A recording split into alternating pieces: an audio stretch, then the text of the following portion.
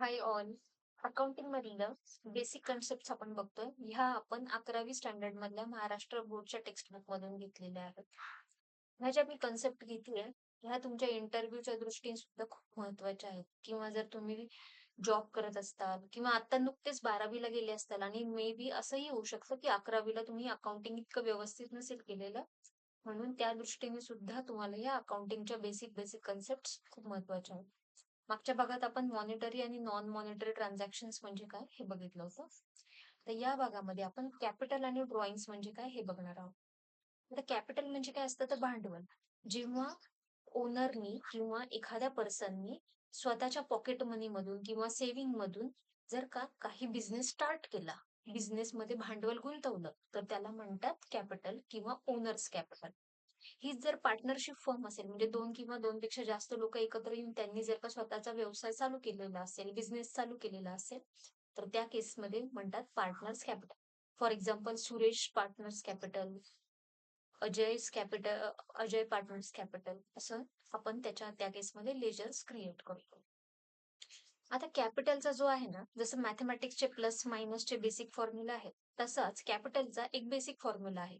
Capital is equal to assets minus liabilities.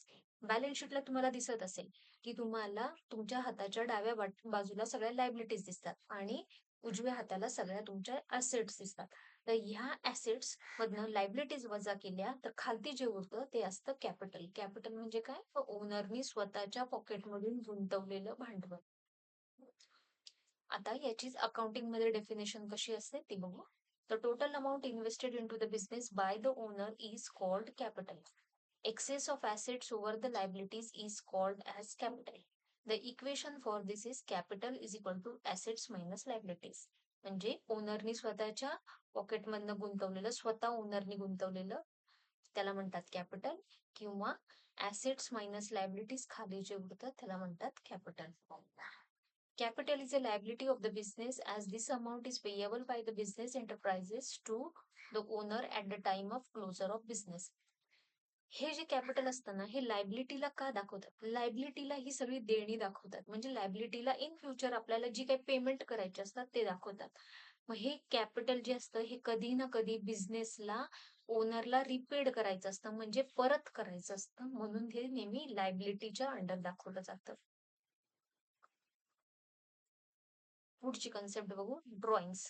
Drawings हे exactly opposite कॅपिटलचे असतं. Capital म्हणजे काय, ओनरनी गुंतवलं, आणि ड्रॉइंग्स म्हणजे काय, ओनरनी काढलं.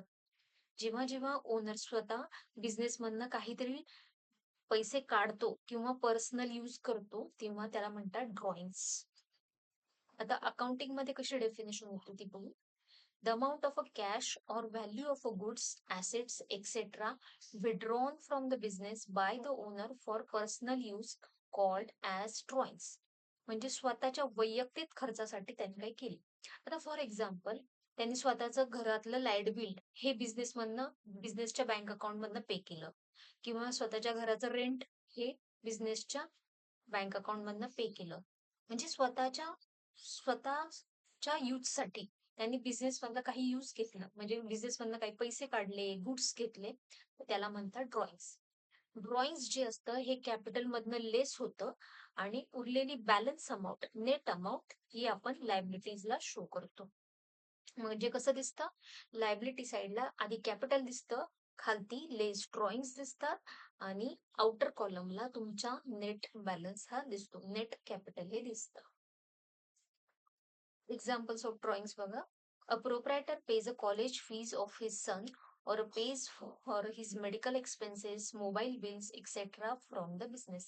त्यांनी काय केलं, स्वतःच्या मुलांची कॉलेजचा फीचा खर्च हा बिझनेस मधनं पेमेंट केला, किंवा मेडिकल एक्सपेन्सेस म्हणजे डॉक्टरला काही, किंवा LIC असेल, इन्शुरन्स असेल, प्रीमियम असेल त्याचा, तो मेडिकल एक्सपेन्सेस असा सगळा त्याने तो बिझनेस मधनं पेमेंट केला.